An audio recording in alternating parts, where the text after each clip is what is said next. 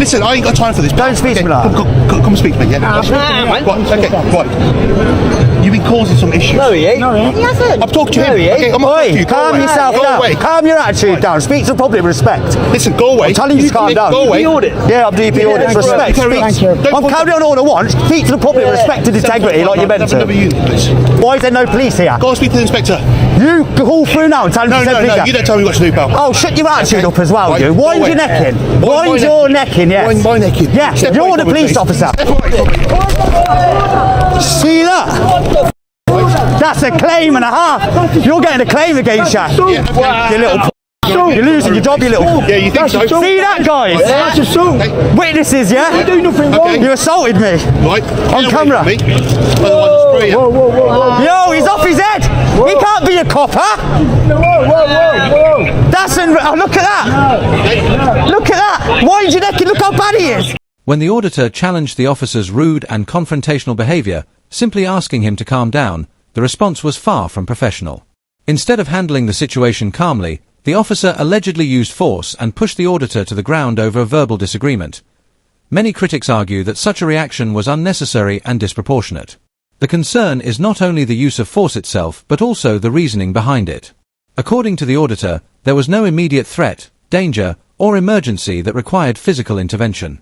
The force appeared to be a response to criticism rather than a genuine safety concern. Police officers are trained to remain composed, even when dealing with challenging or critical members of the public. Professionalism requires patience, self-control, and the ability to manage conflict without resorting to unnecessary force. The fact that the incident took place in full view of the public makes the situation even more concerning. Members of the public expect officers to set an example through their conduct. Instead, this encounter has raised questions about accountability and the responsible use of authority. For many observers, the incident serves as a reminder of why transparency, professionalism, and public accountability remain essential principles of modern policing. Nah, I'm in public. Shut your mouth and your attitude up. You're a public of the servant, a servant of the public. There's no, you're breaching the peace. You ain't spraying him. You ain't spraying him. And I'm doing nothing wrong. No, you're not. You speak to him like that's what you're doing. You don't get to speak to public like that. You don't get to speak to people like you're speaking to him. That's not how your role works. You're a police officer of the law, serving the crowd and serving the people. Respect and integrity. Remember your oath and your college of policing training. You absolute disgrace. The way you push me over now, you're getting a claim against you. You're getting sued. You should lose your job for that as well. Okay, we'll see. Yeah, we will see, won't we? And you're going to be all over the internet. Do you know how many people are going to see you? You're live now. Good for you. Welcome to YouTube, you how about that? Okay, swear at me once more, I'll lock you up. Higher threshold. Is there any complainants? Is there any complainants for my swearing? Any complainants? Your officers need to arrest you. Okay. You assaulted me. Right. You need to arrest your fellow officer. Section 26, he just pushed me on the ground, threatened me with power for telling to rat himself. Now, arrest your officer now. The auditor is calling for the officer to be arrested under Section 26 of the Criminal Justice and Courts Act 2015, a law that makes it a criminal offence for police officers to misuse their powers or commit misconduct while on duty. According to the auditor, he was not assaulted during an arrest or because he posed any threat. Instead, the incident allegedly occurred after he challenged the officer's unprofessional behaviour. The auditor compares this case to that of former South Wales police officer Richard Hellaying, who was convicted under Section 26 for abusing his position and exploiting vulnerable people. In both situations, the concern is not about enforcing the law but about the misuse of authority. Hellaying's conviction highlights how seriously such abuses of power are treated. It also serves as a reminder that police officers must be held accountable when they misuse the authority entrusted to them. Online on YouTube, you're going on YouTube, you don't do your jobs correctly, you're going to look like idiots. Nah, he's assaulted, assaulted me, mate. We need to work out what's gone on. He's pushed me, he's foot to me like that because he was speaking to him like club and I told him to speak to members of the public respect like you're meant to and professionally, and that is the worst example. He needs to be fired, he's getting sued or we're putting a claim against him. That was outrageous. Okay. Arrest him. Arrest him. Do your job. The College of Policing tells you to arrest him. You need to relax. You need to calm down. You need to arrest him. You hear? You need to talk to me. Tell me what's going on. So obviously dealing with. He was talking to him, and the way he was speaking to him was disgusting. The way you do not speak to members of the public like that. The way he was disgusting. Everything about him is disgusting. He's going to get. Do you know how many views he's going to do online now? Well, he'll go viral with the way that was. That was one of the worst situations I've ever seen. I've done this for a year now. You need to arrest him. Okay, right. We're not going to arrest him. But you're not going to arrest your colleague when he's just broke the law and assaulted a member of the public. But you're entitled to make. What does your College of Policing take treat you at the beginning. Listen, the more you When you're shout- call your officers. No, you listen to me. Well, He you has can't- assaulted me and broke the law. Listen to you. You told to make a complaint online. You're getting sued, mate. Okay? Look at him, look Number at one him. lesson, don't at him. come in my personal space. Rather than addressing the auditor's concerns or responding to the legal challenge, the officer focused on portraying himself as the victim. It appeared as though his personal discomfort was being treated as more important than public accountability. Police officers are trained to remain calm and professional, even in stressful situations.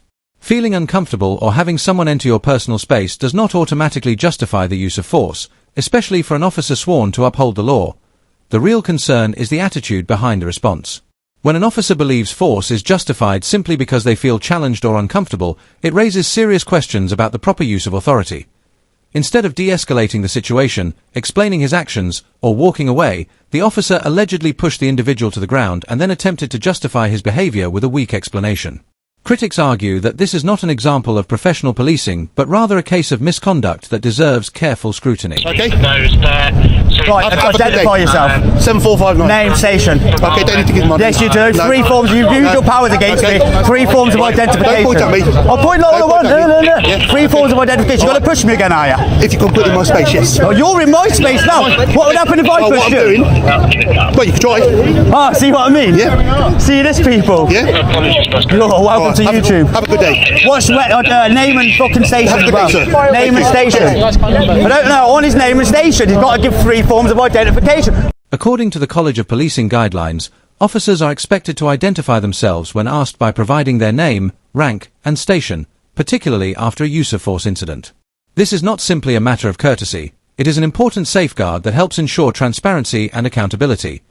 Following a serious confrontation, the officer's refusal to provide his details made it much harder for the member of the public to identify him and pursue any potential complaint. Critics argue that actions like this can damage public trust and create the impression that officers are avoiding accountability. In a democratic society, people must be able to identify public officials when raising concerns about their conduct. Without that transparency, allegations of misconduct become far more difficult to investigate. For many observers, the officer's refusal to identify himself after such a significant incident was not only unprofessional but also difficult to justify, raising further questions about his conduct and commitment to accountability. Have a good day. You ain't going to have a good day when it follows through on you. Welcome to YouTube as well. Thank you. Look at this, guys. Look at him. Look at the state of him. Really? Yeah, the state here. Yeah, okay. You know what I mean? Have a good day. Absolute. Cheers. Swear at me again, I'll lock you up. Because you can't use a higher threshold. You can't lock me up for that. Really? Yeah, section 5. Really? You think so? That's it, you can walk him back. See, he was going to arrest me, guys. Will, sort him out, man.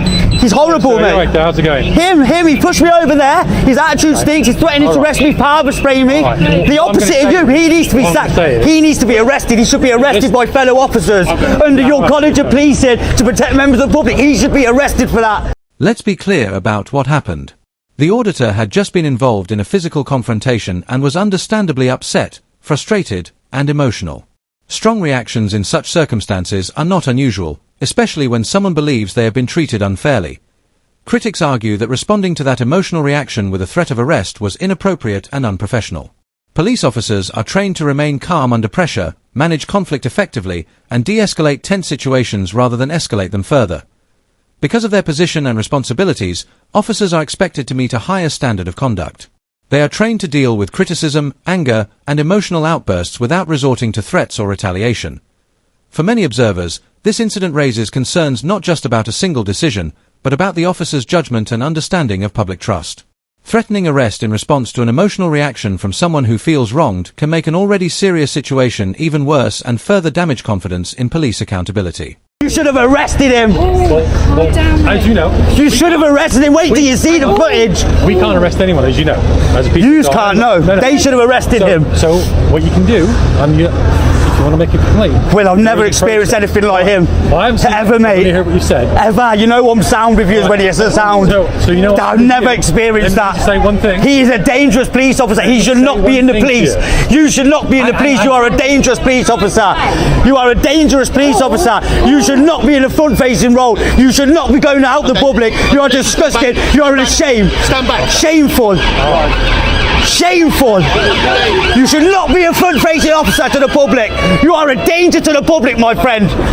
You're the reason people like me exist, because of people like you. you know that as well as me, this place is covered in cameras. Okay? So, ergo, if you have a complaint, and you're an auditor, you probably feel... I've got it on film, yeah, I will. Mr. What can I call you? Just call me DP.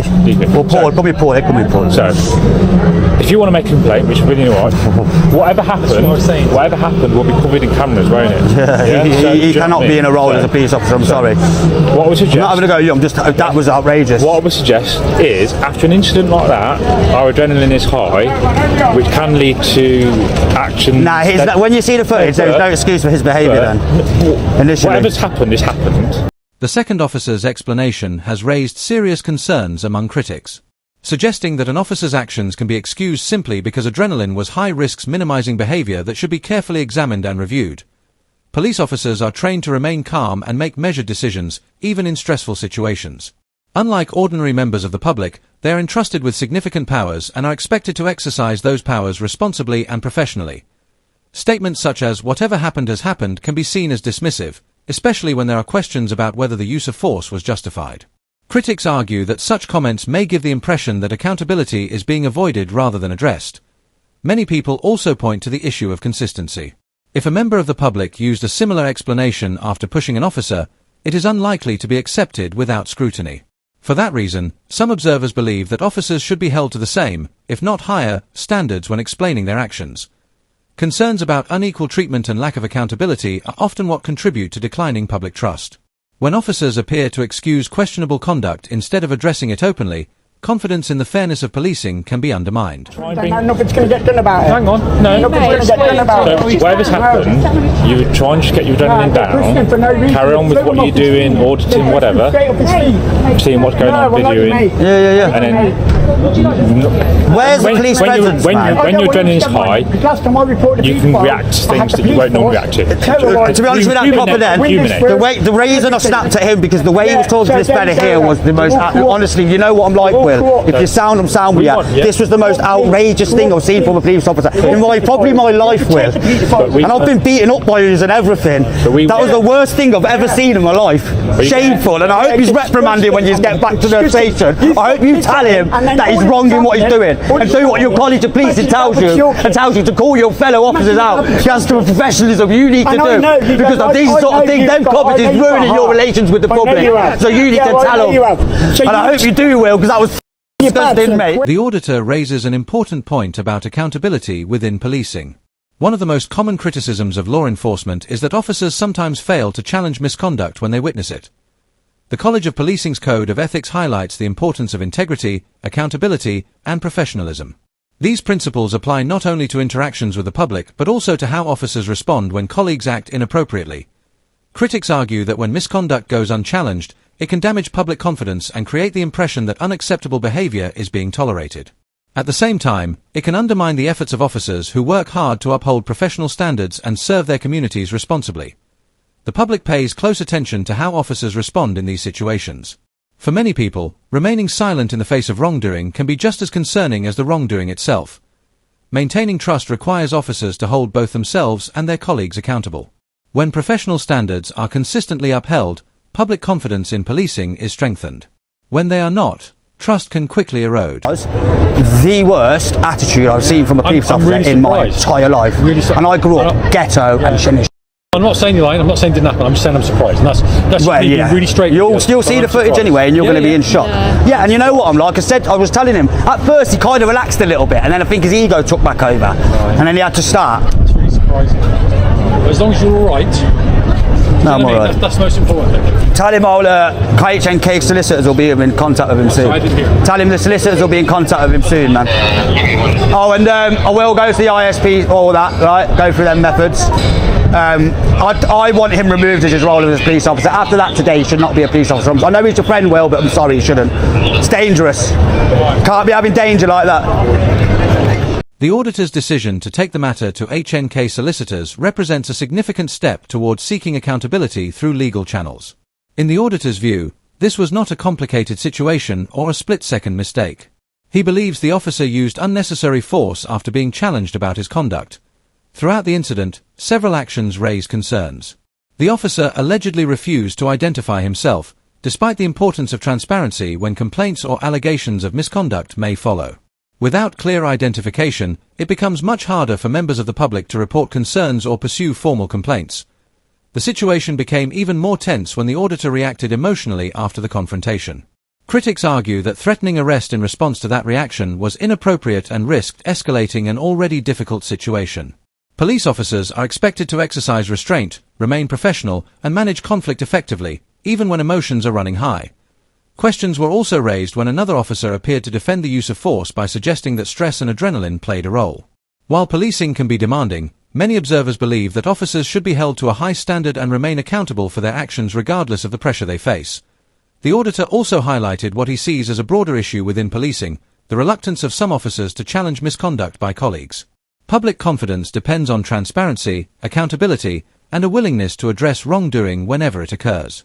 When concerns are ignored or dismissed, trust can quickly be damaged. For the auditor, this case is about more than a single incident. It is about ensuring that those entrusted with authority are held responsible when questions are raised about their conduct. He has chosen to pursue the matter through legal means and says he will continue seeking answers and accountability as the case develops. Many people will be watching closely to see what conclusions are reached and whether further action is taken. Thank you for watching. If you enjoyed this video, please like, comment, and subscribe to support independent coverage. Also, be sure to check out DP Audits, whose channel is linked in the description. Your support is greatly appreciated, and I'll see you in the next video.